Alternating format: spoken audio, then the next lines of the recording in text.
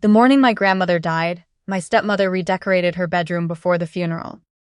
I remember standing in the doorway watching her pull the curtains down, the ones my grandmother had sewn herself from fabric she'd bought at a mill closure sale in 1987, cream with small blue morning glories along the hem.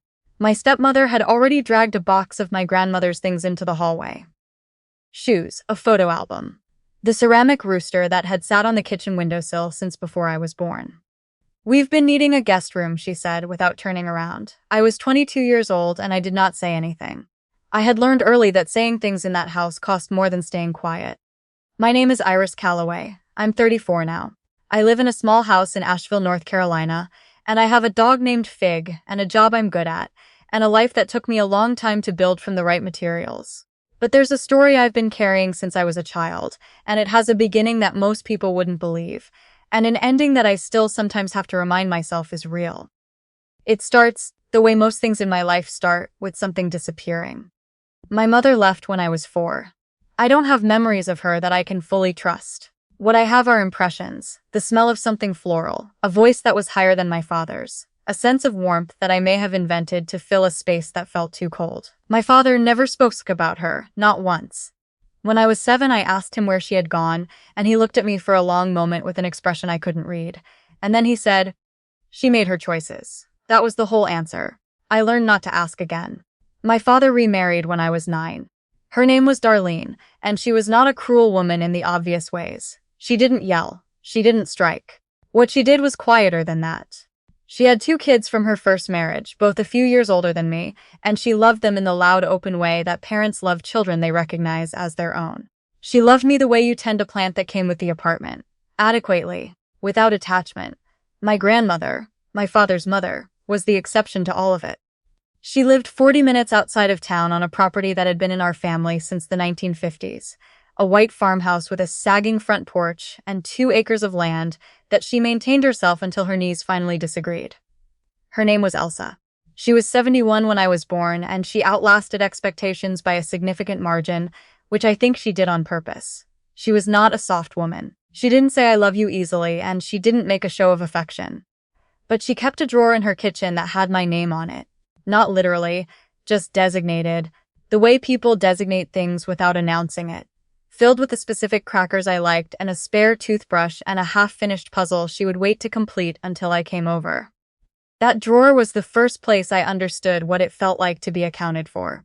She died in October of my 22nd year, which was also the year I had dropped out of my 2nd semester of college, because we had run out of money to pay for it, and my father had not told me until the bill was already past due. I had moved back home. I was working at a distribution center outside of town, early morning shifts, my hands going numb in the cold of the warehouse, driving home in the gray light, thinking about how differently I had imagined 22.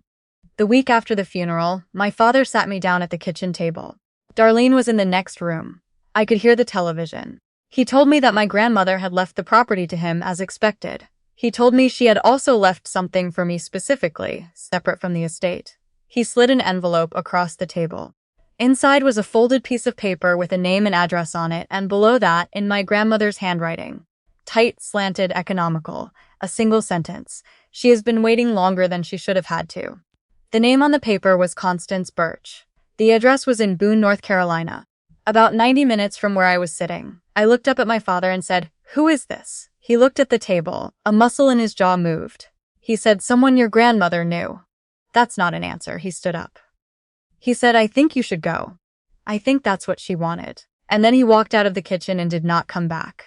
I sat at that table for a long time. The television kept going in the next room.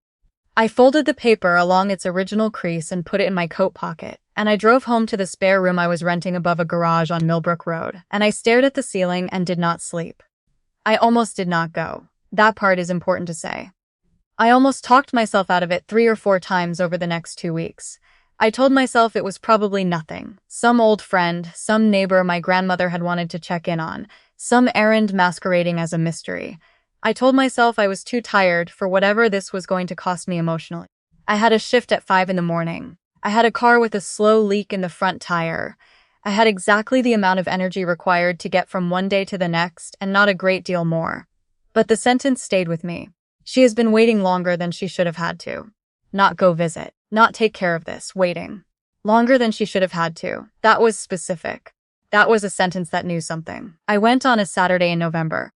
The drive was longer than it looked on the map because I took a wrong turn twice and my phone lost signal on a stretch of road through the mountains. By the time I pulled onto the street where the address indicated, it was mid-afternoon, and the light had gone thin and pale the way mountain light does in late fall, and I was hungry and slightly annoyed and not at all prepared for what was waiting for me. The house was a craftsman bungalow on a quiet street with old trees that had dropped most of their leaves. A burgundy front door, window boxes emptied out for the season. I sat in my car for a few minutes looking at it, engine running, telling myself I could still leave. I knocked. The woman who opened the door was somewhere in her late 60s, trim and upright, with silver hair cut close, and reading glasses pushed up on her forehead. She looked at my face and something happened to hers that I didn't know what to do with. Not surprise. Something older than surprise. Something that had been held in place by effort for a very long time and was now releasing. She said my name, not as a question. I said, "How do you know who I am?" She said, "Because you look exactly like her." I said, "Like who?" And she said, "Come inside." I have been trying to figure out how to start this conversation for 30 years. Her name was Constance, and the inside of her house smelled like coffee and wood smoke and something baking. She led me to a sitting room with bookshelves along 2 walls and a dog who lifted his head when I came in and then went back to sleep. She did not ease into anything. She sat across from me in a wingback chair, and she folded her hands in her lap, and she looked at me with the steadiness of someone who had rehearsed this. She told me that she had known my mother. Not known her the way neighbors know each other. Known her the way people know each other when they have shared the most difficult years of their lives. My mother's name was Sylvie. Not whatever name I might have imagined or half remembered. Sylvie. She was from Boone originally, had grown up 3 streets from where we were sitting, had met my father when she was 19 and he was 24, and he had swept her, in Constance's words, completely off her feet and just as completely off her path. Constance had been her closest friend. They had grown up together, gone to the same schools, sat next to each other at church, until they were old enough to sit where they wanted. She had been the person my mother called, the night she found out she was pregnant. She had been the person who drove my mother to her prenatal appointments because my father worked long hours and couldn't always get away. I sat in that chair and I listened and I felt the strange sensation of hearing your own story told by someone who was there for the parts you weren't. When I was 2 years old, my mother had been diagnosed with early onset MS. The progression was fast and unpredictable. By the time I was 3, she was having significant mobility issues. By the time I was 4, she needed daily care. My father had not handled it well. Constance said this without bitterness. She said it the way you say something that is simply factually true and that you have had a long time to make peace with. He was not equipped, she said. He was scared.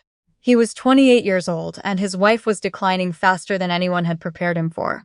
And he had a 4-year-old and he did not have the tools for any of it. She did not excuse what he did next, but she tried to explain it. He had found a care facility in Western Virginia. Not a bad one. A real one with actual staff and actual resources paid for by a combination of my mother's disability benefits and a portion of my father's income.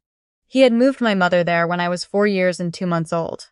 He had told me at some point that I cannot remember and therefore cannot verify that she was gone. Not that she had died, just gone. The way things go when you are 4 and the adult in charge of your reality decides what you are allowed to know. He had stopped taking my mother's calls within a year. Constance knew this because my mother had told her. She had kept Constance as her one thread of connection to her life before. For years, she had asked Constance to find a way to let me know she was alive, that she was thinking about me, that she had not left by choice. Constance had tried. She had called my father twice. Both times he had told her not to contact the family. The second time he had threatened legal action in terms vague enough to be frightening. She had gone to my grandmother instead. My grandmother, Elsa, who never spoke much and never made a show of anything, had listened to everything Constance told her about my mother's situation. And then she had said, very quietly, "When Iris is old enough to make her own choices, I will make sure she finds you." And she had written a name and address on a piece of paper and put it somewhere safe. And she had kept that promise across 30 years in her own death. I did not cry in Constance's sitting room. I want to say I held it together elegantly, that I was composed and thoughtful, But what actually happened was that I went very still in a way that sometimes happens when your body gets information that your mind is not yet equipped to process. I sat there while Constance talked, and I was aware of my hands in my lap, and the sound of the dog's breathing and the smell of whatever was in the oven, and I was simultaneously present and completely elsewhere. After a while, Constance stopped talking. She let the quiet sit there. She did not fill it. Finally, I said, "Is she still alive?" And Constance looked at me with those steady, careful eyes, and she said, "Yes. She's been at the same facility in Roanoke for almost 30 years. She knows I was going to try to reach you.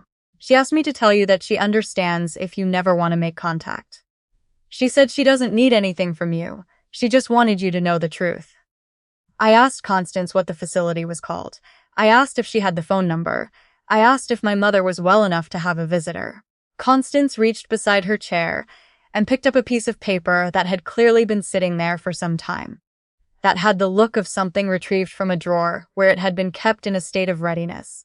She held it out to me, and when I took it, she held on for one extra second, just briefly, the way you hold on to something before you are sure the other person has it securely.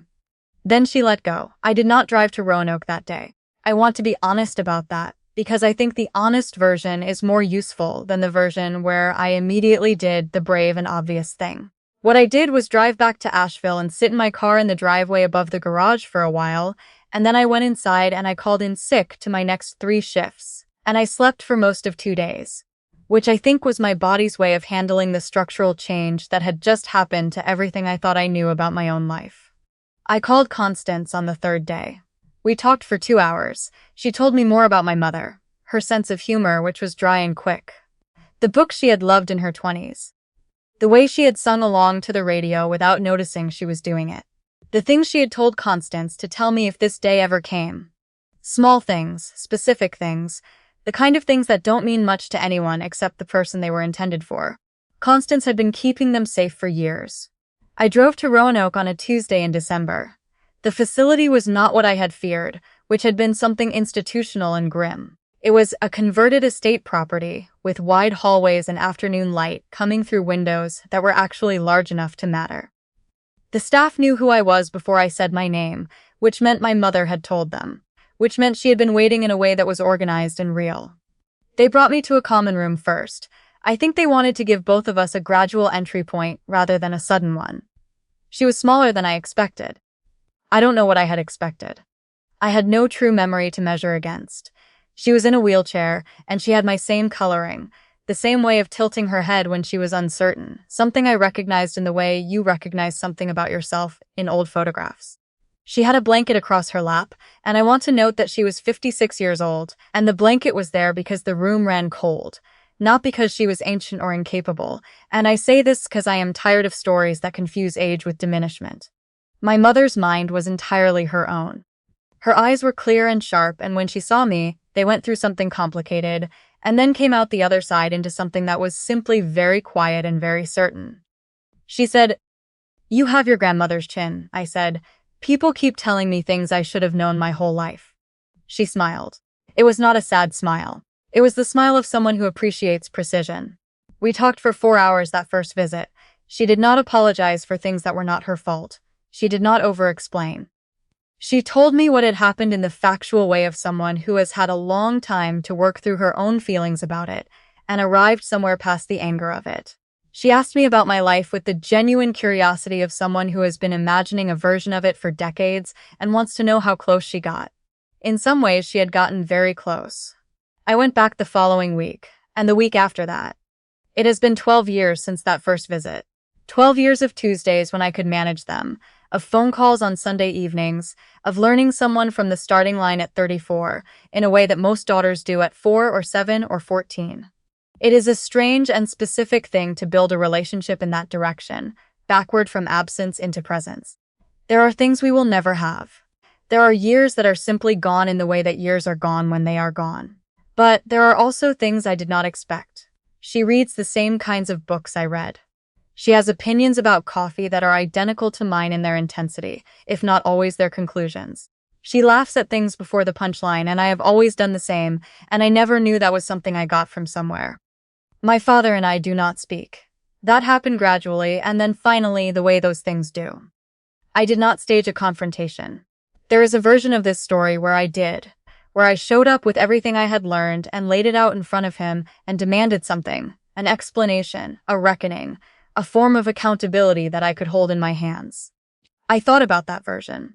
I played it out in my head several times. But what I understood, slowly, across months of processing, is that he would not have been able to give me what I was looking for because he does not have it. He is not a man who reflects in the directions that would be necessary. What he did to my mother and to me came from fear and self-protection and a very ordinary kind of moral failure that is somehow worse than cruelty, because it doesn't even have the architecture of intention. He made choices that were convenient for him and called them necessary, and eventually I think he even believed that. I cannot make him understand what he took from me. I came to accept that. What I have done instead is build something he has no part of. Constance came to Asheville last spring for a long weekend. She and my mother video call every Sunday, the same as they have for years, and sometimes I join. I have a photograph on my desk of my mother in her 20s, before everything changed, standing in front of a lake somewhere with her eyes squinted against the sun. Constance gave it to me on my second visit.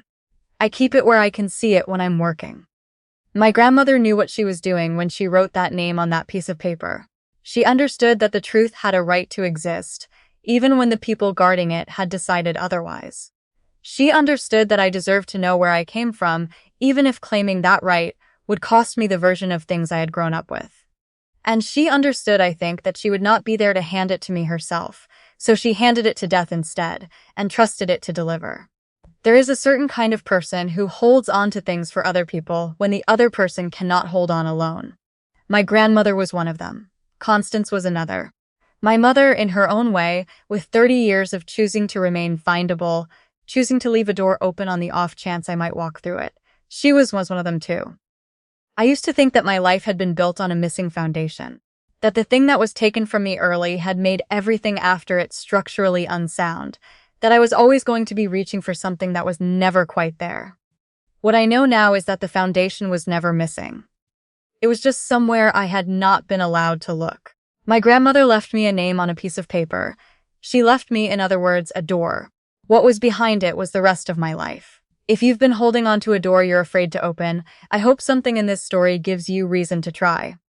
And if someone out there handed you a piece of paper once, a name, a phone number, an address, something small that turned out to be enormous, you know exactly what I mean. Subscribe if you want more stories like this one. Hit the bell so you don't miss the next one. There is always someone out there who needs to hear exactly what you are about to see.